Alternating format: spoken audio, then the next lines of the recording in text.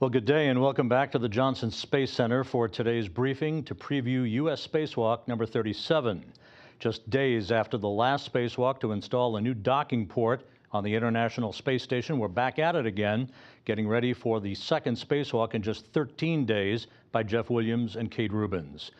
With us today to talk about the upcoming EVA and reprising his role as lead flight director is Zeb Scoville. Thanks for joining us today, Zeb. And our lead spacewalk officer for the September 1st EVA, John Malarski. And we'll start off with Zeb. Thanks, Rob. Good afternoon. It's good to be back with you. The last week and a half and the coming weeks on the space station really are an example of human exploration at full throttle. As you know, last Friday, as Rob said, we had a very successful spacewalk number 36 with the installation of the International Docking Adapter. We got all of our planned objectives done on that EVA. And now the ISS has a shiny new front door and welcome mat for crewed vehicles to come up and visit the station next year. We ended up stopping that EVA right around the 6-hour mark. The crew was experiencing a few challenges with their comm cap.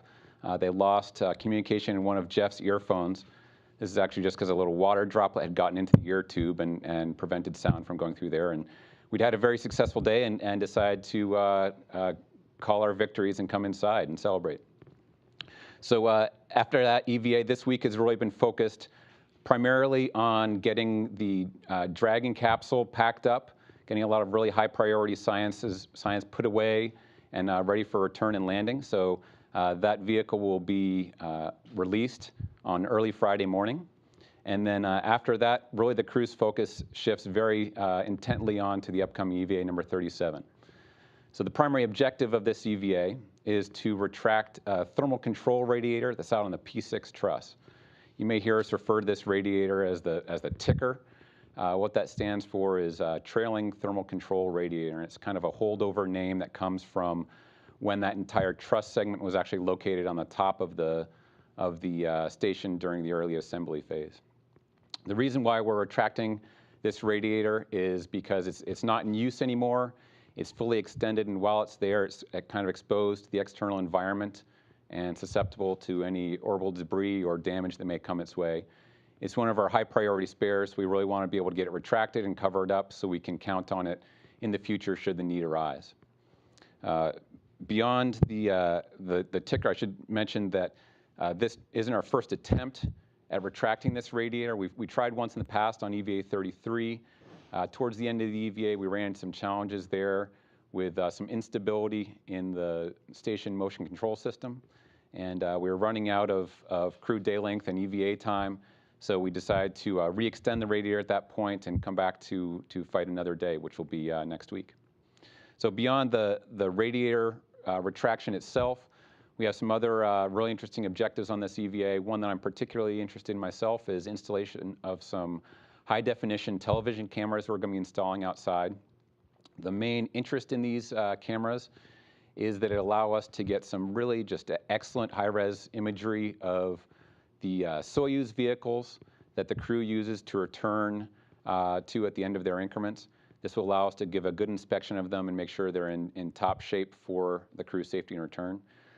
In addition, there's a lot of really great secondary objectives we get out of these cameras. There's going to be some great opportunities for Earth observation as well as inspections of the rest of stations. So I'm really expecting to see some just fantastic imagery coming out of these cameras when we install them outside. So the EVA, as I said, will be next Thursday. The crew will be coming out of the Quest airlock at about 7:10 in the morning Central Time. Once again, as we saw in the last EVA, Jeff will be EV1 with the red stripes, and Kate will be EV2 with the white stripes in her suit. And really just looking back at the last EVA, these guys both performed just an outstanding job. This was Kate's first EVA as a rookie, but you certainly wouldn't have known it. Their sort of combination of athleticism and problem solving really, in my mind, is a perfect blend of Michael Phelps, Simone Biles, and Mark Watney. So we just couldn't be more pleased with how they did. In addition to the primary tasks I mentioned with the radiator retraction and the camera installations, there's a few other tasks that we are doing.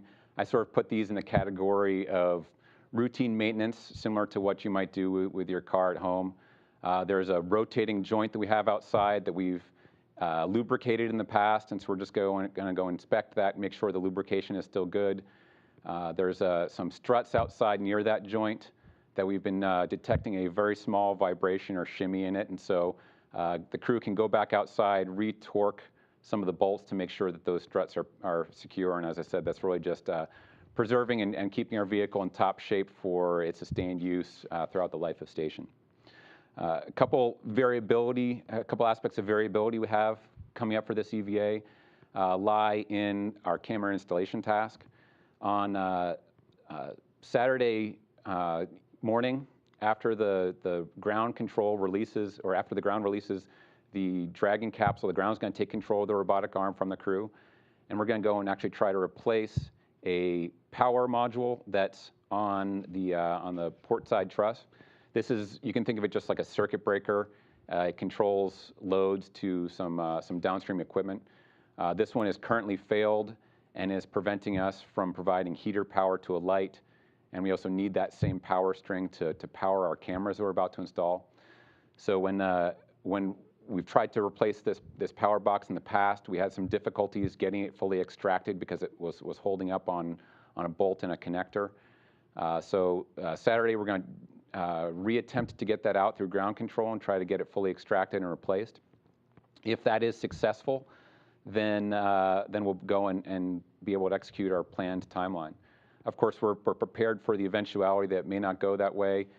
So we have a couple different timelines planned. One would be basically to take this the high definition camera that we're going to install, and instead of putting it at the prime location, move it up to the top of the truss into an alternate location that still meets all of the inspection criteria that we have for this camera in terms of looking at the Soyuz, and so it's a equally good location for this camera. Alternatively, another option could be just take advantage of the fact that the crew is there at the work site and have them try to reattempt the manual replacement of this power box themselves and restore full functionality there. So name of the game is really maintain flexibility until we see how the robotic operations go Saturday night, and we'll be ready with one of those plans. That's sort of the big picture view of what I see coming up with the Spacewalk. I'll hand it over to John Malarski for the details. All right, John. Thanks, Zeb. We'll go through some of the details of today's timeline. Looking forward to working the radiator retract, and we've got an animation to show the details of today's tasks.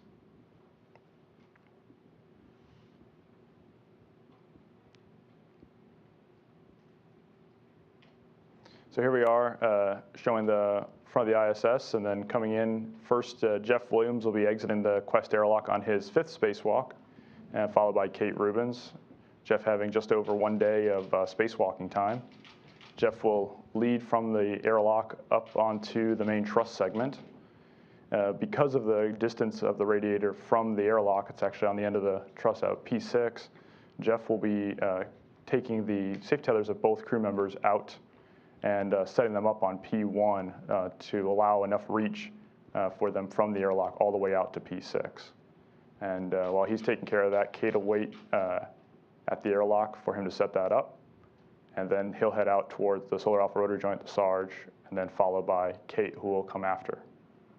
She will follow that same path and follow her tether to meet Jeff out there before they both head out to the prime task on the EVA, which is retracting the ticker, as Zeb mentioned earlier. As was mentioned, this previously tried to retract this on US EVA 33, and they had a lot of other tasks that they had to do, and were unable to get to this one successfully, but we were taking this as our prime task, and we'll go ahead and knock it out first on the EVA. So once both crew get outboard of the Sarge there, they'll inspect the radiator and the various mechanisms around it to make sure none of them will be in the way as we retract it. Both the shroud and there are 6 inches rotated or located around it that they'll inspect. Kate will translate around the zenith side of that truss, and Jeff on the nadir looking at the radiator to make sure it's prepared for its retraction on this EVA. Once they've completed their inspections, Jeff will move into place to take his pistol grip tool or PGT power tool to retract the radiator manually while Kate gets in position to view the radiator's retraction to make sure it goes smoothly. With its location facing forward on the ISS, we'll have good views from the ground as well to help the crew monitor its retraction. As you see here, Kate will slide outboard and get a view of the radiator, while Jeff puts himself on the outboard side in position there at the bolt. As was stated, we retracted it previously, and we've got the video here of what we hope to see on this attempt is a nice smooth retraction of the radiator as it comes down and gets retracted fully to protect it from the MOD and thermal conditions, as Zeb mentioned earlier. Assuming a nice clean retraction there, and they've got it seated fully, the crew will work to install 4 cinches, much as you would the lug nuts on your car tire. They'll work in a cross pattern diagonally from each other, installing 2 cinches here, and then they will slide and work a cross pattern 2 additional cinches and work back and forth a couple times at each bolt to get the radiator fully cinched and compressed into place. After fully securing all 4 of the cinches, the next step is to deploy a thermal cover in order to fully protect the radiator. Gets both thermal protection and micrometeorological debris protection from that cover. And deploying that shroud over the radiator will complete the retraction of the radiator and the prime task on the EVA.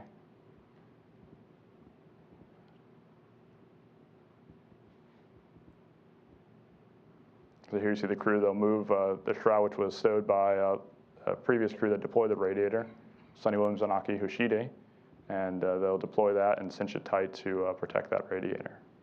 Moving on for the second set of tasks on the EVA, Jeff will pick up a foot restraint here and make his way back inboard to the SSRMS, or the Canadarm2, for the high-definition camera task that Zeb mentioned, while Kate is translating back all the way to the airlock to retrieve those cameras for Jeff to install.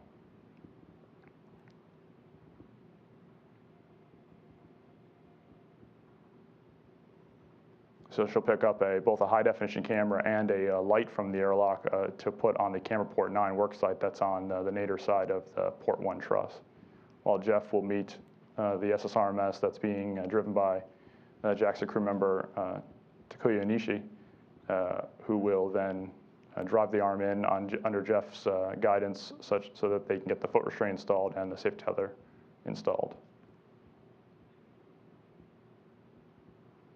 While Jeff is installing that, Kate will come out to meet him with his bag of ORUs so that he can install them on the nadir side of the truss there, that camera just below where he is right now.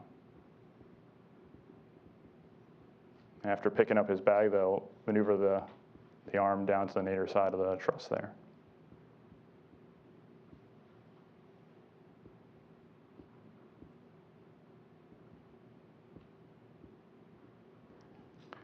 So following retrieving that bag for Jeff, Kate will have some secondary tasks that she'll go off to at the solar alpha rotor joint, the SARJ, cinching those bolts, as Zeb mentioned, and also doing a SARJ inspection. So she'll translate outboard, grab some tools that she'll need for those tasks, and then head back around to tighten the 3 remaining bolts of the SARJ. There were a 4th one that was previously tightened on US EVA 33, and they saw improvement in the data. So they decided that the remaining 3 bolts should hopefully finish the job there. So Kate will translate around 3 corners and give us good photos and video closeout as she goes ahead and tightens those bolts and secures the thermal booties around them.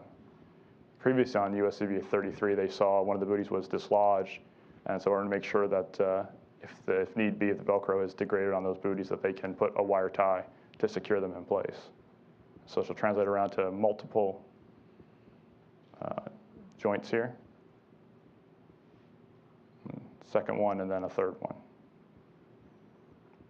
And depending on timing here and lighting conditions of how the EVA is going, she will complete a SARJ inspection.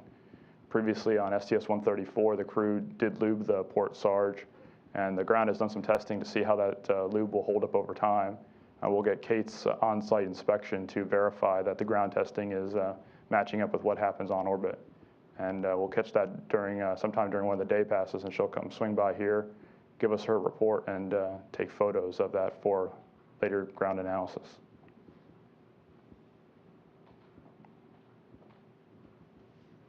And while she's working on that, Jeff will work in here. He'll first change out this light. This is a light that has burnt out its bulbs, and once we get completion of the RPCM R&R that Zeb mentioned, they'll have a good heater circuit there for the light, new light to be put in its place and make this camera fully functional. And on the side of the standard definition camera that's already there, we'll install an additional high definition camera, so they'll be co-located to get both standard def and high def from the same pan tilt. And Jeff will clean up his work site and have Talk back the arm away. Following Kate Sard's inspection task, she will move back outboard towards the radiator work site that we previously were at. We have some ORUs that are pump flow control subassemblies that are ammonia pumps for the outboard elements, and those pumps had previously failed, and they are under an MLI blanket. And to enable future change out of these boxes by the SPDM, Dexter, Kate will fold back that MLI and tie it back, and so a future SpaceX mission can bring up replacement boxes. And so since the MLI was never designed for robotic compatibility, she'll just tuck that out of the way and wire tie it in place. That'll complete the main task objectives on the EVA for the day. And so Jeff will guide Talk and the arm back to the same position he got in, and he'll egress the arm and stow both his foot restraint and remove his tether from the arm and get back on the structure for cleanup.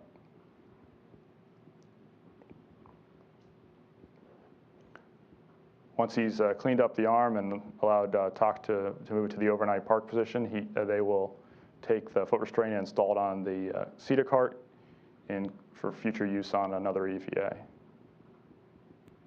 And then the crew will repeat a reverse direction of their egress, and Jeff will meet up at the tether anchor point while Kate heads back to the airlock, and they will use their tethers to move their way back to the airlock and ingress for a hopefully successful US EVA 37.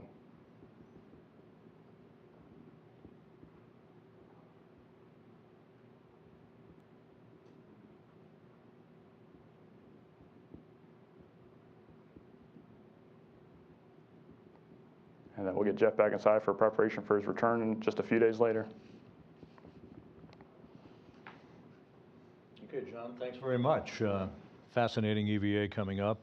We have questions here at the Johnson Space Center. We also have questions from social media and on the phone bridge, so we'll get to it right now.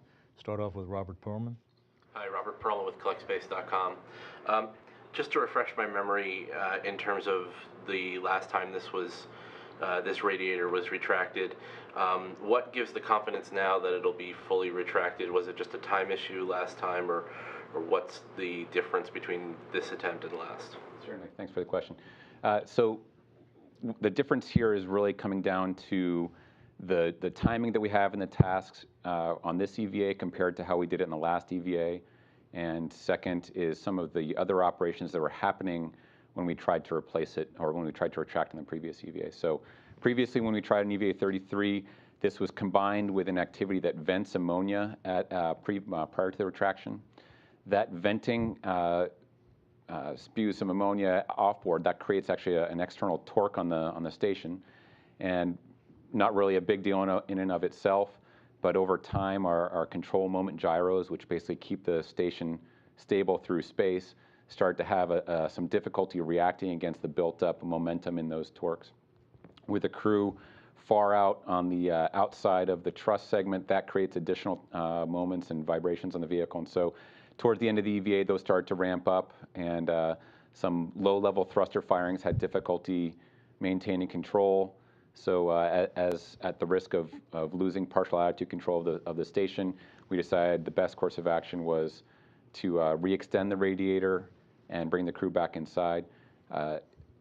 The timing of this also came into a factor here. This was at the very end of the EVA. The EVA was running long at that time, and so we wanted to, we knew that to stabilize the attitude control, have the crew restow it, would have put the EVA way long. And so to protect the crew's day length and keeping them safe as the top priority really was what drove us to stop that one. This case is a little bit different. As John said, it's our first task coming right outside the door. So we've got lots of crew time available. We also aren't doing that ammonia vent associated with this activity, so we expect a good stable motion control system to not have those factors become an issue on this EVA. Just a quick follow-up. The last EVA, when the decision was made to come inside because of the com cap issues, you had the two get-aheads that were still a possibility. Is there hope to tack those onto this EVA, and in particular the inspection of the AMU?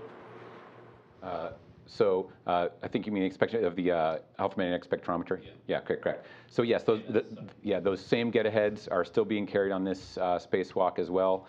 And there's been, just to avoid any confusion on what the nature of this failure was we saw in the last EVA, the ear cup has a small speaker in it that has an air tube that's connected up to the actual earphone here. And if you get a drop of water in there, it's almost like a pipette or something, and that water droplet prevents sound waves from traveling through that air tube. We've seen this in the past. We've actually done some slight hardware modifications to try to prevent water from getting in there in the first place. This is very different from the water in the helmet situations that we've seen on both EVAs 23 and 35, where we had much more concern for crew safety. This was not a real system leak. This could just be a drop of sweat that got into the air tube there. So we have spare com caps. We're swapping that one out on this EVA to make sure we have a good headset going forward, and that really should mitigate the problems here. Oh, sorry, AMS, yes. AMS, we are carrying that as a get-ahead to be able to go inspect that, as I said, and the seater cart brake handle tieback. So both of those are still being carried as options on the spacewalk. Mark? Thanks, Mark Carreau for Aviation Week. I have two. They're not quite related, but there was discussion, I think, at the opening of the briefing about this radiator, and does it still have a capability to function as a spare? Is that one reason that you want to retract and recover it? And then I wondered if you could go back to the robotic operation that's going to precede the spacewalk. You talked about a box. I don't know, I'm guessing, is that like a sequential shunt unit or some other electronic relay outside? What is it? Two different questions. I'll make sure I address both of them here. So the first one was, is this thermal radiator usable as a spare? Absolutely. That's why we're doing this spacewalk. It is totally functional. So we want to preserve its capability if one of the other radiators on the station starts to leak or has another problem. We can use this as a spare to go replace it. So it is not being functionally used at this point. It was used in early assembly sequences, and then we actually had to use it as an additional radiator capability when we saw a leak in one of our systems a couple years ago. Since we recovered that leak, fixed that leak, we now don't need this radiator, so we can retract it. And yes, it'll be a fully functional spare in the future if needed. And then, so your second question, remind me again, Mark? Oh, sure. It's the box that you're replacing robotically. Right. Yeah. So this is it's an RPCM. So this really is it's a small box, about 12 inches by 8 inches by 6 inches maybe, and this is, in the simplest terms, think of it as a switch. It's got a number of relays in it that have overcurrent protection, like a circuit breaker, much smaller box than like the sequential shunt unit or MBSU that we've dealt with in the past. So this is a common box that they're located all throughout station. We've done several maintenance on this type of box robotically in the past. So that's the intent of that work. Approximately when it failed? I don't know when it's failed, and to be clear, the box isn't entirely failed. So it's got, as I said, several relays in there. There's just one relay in this box that has failed, and this happens to be the relay that's powering the circuit for our high-definition cameras and for our heaters on the luminaire that's outside. So regaining that functionality gives us the capability to install this camera. That's sort of why we're interested in getting it done now at this time. I can look into when it specifically failed and get back to you. Okay, we have at least one reporter on our phone bridge. Please press *1 if you have a question, and I believe we have Bill Harwood from CBS News. Bill? Yeah, hi guys. Just one quick one for Zeb, if I can. I'm a little confused about those Sarge struts. I'm not sure what you're looking at. I'm wondering, I remember y'all saw vibration when you had lubrication problems before. So is it the same kind of vibration? Is this a different issue? And just wondered if there's any relationship between lubrication and whatever it is you're seeing on those struts. Thanks. Yeah, sure. Thanks, Bill. So similar sensors were used in detecting this as we saw for previous Sarge issues we've had in the past. Just to catch everyone up, in the past we saw pretty significant vibrations on our starboard truss rotary joint. And when the crew did an inspection at that time, they found some significant damage on the bearing ring and the gear ring that rotates that joint. The crew resolved this by laying a substantial amount of grease to lubricate that and prevent seizure of that gear ring and preserve its life. So in this case, we are seeing some small vibrations, not nearly at the level of magnitude that we saw in the past with the vibrations when we didn't have any lubrication there. So it's a much smaller order of magnitude. It's really a long-term life issue we're trying to protect here. We think it may be associated with these struts that we're going to bolt down. That may be a contributor. Until we get them torqued down, we don't know if that was the root cause of that vibration. So this is sort of looking at trying to attack some of the legs of the fault tree to make sure we've got that protected. Okay, I know we have a plethora of social media questions. Haley, you want to get going?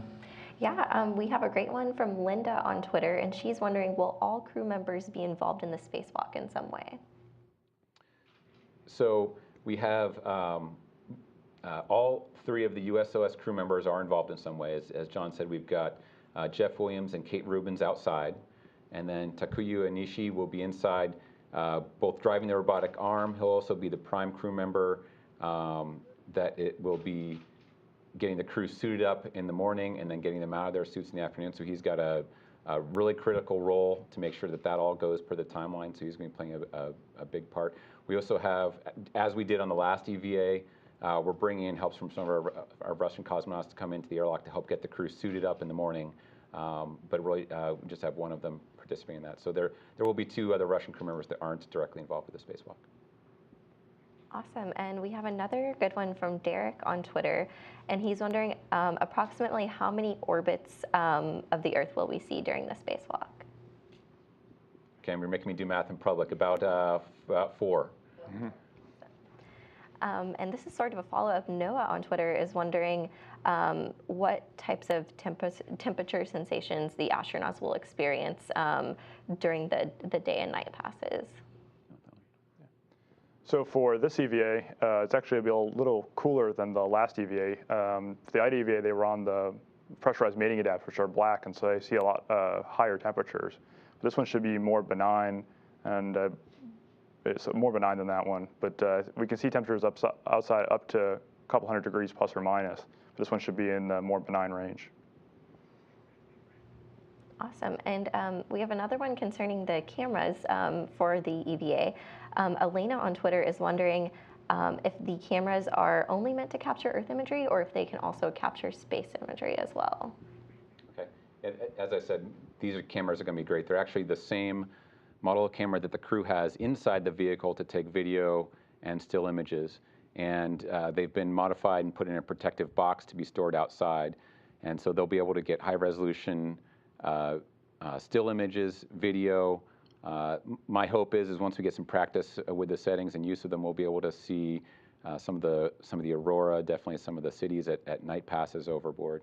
In terms of being able to see, long distance images of space and star clusters, that's really more in the Hubble range than in these cameras. But we'll certainly be able to get similar types of imagery and photography that you see from some of the crew pictures inside. Awesome, and we have another good one from Facebook, and they are wondering, are we going to see them using any interesting types of tools on this spacewalk? Go for it. I'm trying to think which one. For this EVA, it's actually pretty straightforward on the tools they'll be using. The main tool they'll use is the pistol grip tool, which is looks like a drill, but it's designed to provide precise torque output for tightening the bolts on the radiator to get that cinched down at the appropriate levels. That'll be the main tool that the crew uses. Probably the most unique tool to space that the crew will use is for the high definition camera. Jeff will have what we call a scoop, which is basically a portable handle that fits on any of our ORUs and allows them to move them around without touching some of the sensitive thermal coatings that some of the ORUs have. I had one question for you guys. Onishi driving the arm, lab workstation or cupola workstation? Where will he be at? So he's going to be at the cupola workstation for this. Just gives the best sort of situational awareness during the operations. There is a little bit of a variability, as I said, again with the RPCM operations. This is sort of getting into the weeds, but if we end up having to change out that power box with EVA support, that could cause us to have to go to our alternate string, and we may end up on the lab in that case. Haley, did you have more? This one is very specific, but maybe you can use it to talk to spacewalk prep in general. Sarah on Twitter is wondering how many pages are on your checklist before they can get out the door to start the spacewalk? Well, I don't remember exactly how many pages we have, but actually we've actually moving more and more electronic and away from paper procedures. So most of the procedures for prep and post on the EVA before and after the crew will use will actually be electronic. The main procedures they'll have on board that are actually paper are for any kind of contingencies or things like that where you need ultimate reliability and you're not worried about your laptop, battery dying or things like that. You have a paper procedure there. On the ground for the EVA itself, we'll have a paper copy of the task procedure so that we can write notes and easily refer and flip back across the pages. Just a reminder, by the way, if you are trying to get on the phone bridge and have dialed in, you need to hit *1 if you have a question. Haley, anything else for the moment? We have another very specific question from Alex on Twitter, and he's wondering, is there any possibility of them using the MMU on this spacewalk? Okay. So the MMU was a prototype design that was flown to demonstrate capability to have the crew members fly basically a jetpack around the external environment. We actually don't have MMUs on space station. What we have is something called SAFER. It's similar in concept. It's a cold gas nitrogen jetpack that gets strapped onto the suit. The purpose of this is really contingency use only. If the crew members were to fall off structure and have a tether fail, the station can't fly after them, so the crew members can deploy the jetpack and be able to fly back to station. And certainly not something we want to use in a nominal situation. So it's there for contingency purpose. It'll be on them, but no intended plans for use. Back here in Houston, Mark. Thank you, Mark, for Aviation Week again. Sorry I lost the number of cameras you're going to install during the spacewalk. And I also had another question about the robotic operations. Will that be with Dexter on the end of the robot arm, or is this without Dexter? Okay, so there's 2 that we're going to take out on this spacewalk. We actually have 3 on board, and there's plans to eventually get 3 installed. We're having the timeline, opportunity, and time to be able to get 1 installed. If we get really significantly ahead in the timeline, we have the second one available. We can try to get there, but really that's we'd have to be over an hour ahead on the timeline to get the second one installed. And so the robotic operations with the crew on the arm changing those cameras and light out, that would be without the Dexter. If we end up having to do work on that RPCM, then Dexter would be involved in that equation because it's what normally changes out that power box. So we'd have to use it. Okay. Haley, any follow-ups here before we call it a day? Yeah, we have one fan on Facebook who's wondering how long can they possibly stay outside with their resources like oxygen? So the EVAs are typically planned for 6.5 hours, allowing also for a 30-minute reserve of their consumables. Depending on how much the crew is breathing the oxygen and how much CO2 they're producing, we have seen EVAs go up, over 7 hours. But we will try to keep it 6:30 with our nominal plan for basically crew fatigue and their crew day length. We just got another one from Joe on Facebook, and he's wondering, what do you expect to be the most difficult part of this spacewalk? So I think the part that'll be the most coordination will be the radiator retraction itself. So the large size of the radiator will require both crew to work together to compress the radial. Need one on each side, and they'll have to work in concert to get that fully secured. Whereas the other tasks will be more independent and should require less coordination. Yeah, I'll just sort of add to that. One of the hardest parts of the spacewalk is actually not what you see when the crew steps out the door and during that day. Really, the plan as we're developing here, almost 3 parallel paths of spacewalk, as I said, maintain that flexibility. So there's just an enormous amount of behind-the-scene coordination to have 3 spacewalks ready to go, and we'll pick one on Saturday night when we have a plan.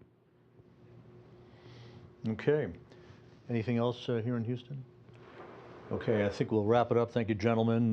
We're looking forward to the spacewalk on September 1st, and we'll close our briefing with a couple of programming notes. Our coverage of the SpaceX Dragon departure from the International Space Station on Friday, this Friday, will begin at 4:45 a.m. Central, 5:45 a.m. Eastern Time. Dragon will be released at 5:10 a.m. Central, 6:10 a.m. Eastern. And then our spacewalk coverage on September 1st, just a few days before Jeff Williams comes home. Spacewalk coverage on the 1st begins at 5:30 a.m. Central, 6:30 a.m. Eastern Time. Thanks a lot again for joining us today, and we'll call it a briefing. Take care.